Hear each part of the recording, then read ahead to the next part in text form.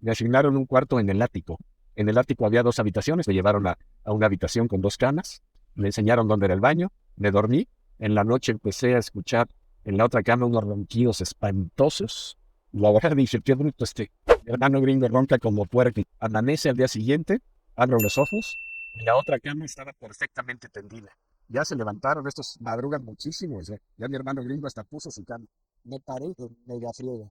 Bajé y la casa estaba totalmente vacía. Me senté un rato, estuve haciendo el dormir, fuimos tratando de comer la casa de mi hermano gringo. Entonces le platiqué, se sirvió un café y sí, le dio muchísima risa porque me dijo que quien había dormido conmigo no era mi hermano gringo, que el cuarto que me habían asignado era para mí solo. Que en la otra cama se dormía una perra que se llamaba Disco, una perra labrador ya muy viejita, y que por eso pegaban de ronquidos tremendos. Entonces, me acompañó a la parte de los